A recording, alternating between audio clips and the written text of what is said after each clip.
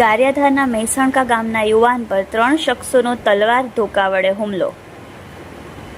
ગારિયાધાર તાલુકાના મહેસણકા ગામે રહેતા યુવક પર અગાઉ તેના ભાભી ચૂંટણીમાં ઊભા હોય અને તેઓ પાણી પુરવઠામાં નોકરી કરતા હોય, જે ગમતી વાત ન હોય, જેને લઈ 3 શખ્સે હુમલો કરી તલવાર પાઇપના ઘા મારી ગંભીર ઈજા પહોંચાડતા તેને ભાવનગરમાં સારવાર માટે ખસેડવામાં આવ્યો હતો।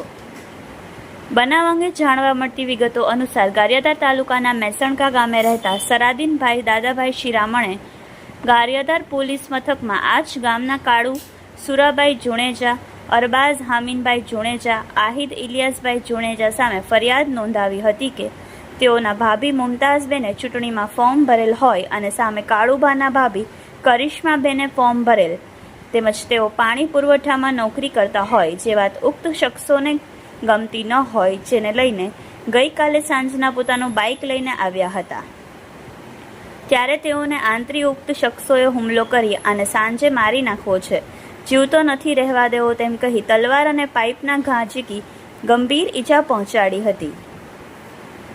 દરમિયાન યુવકને પ્રથમ ગારિયાધાર, ત્યારબાદ વધુ સારવાર અર્થે ભાવનગર ખાનગી હોસ્પિટલમાં ખસેડવામાં આવ્યો હતો। ઉક્ત ફરિયાદ અનુસંધાને પોલીસે તમામ સામે 1 જુલાઈથી દેશમાં 3 નવા ફોજદારી કાયદા ભારતીય ન્યાય સંહિતા હેઠળ પ્રથમ કેસ ગારિયાધારમાં નોંધાયો હતો। પોલીસે ગુનો દાખલ કરી ધોરણસર કાર્યવાહી હાથ ધરી હતી। Reporter Ramesh Makwana, Yashvi Gujarat news, Gariadhar.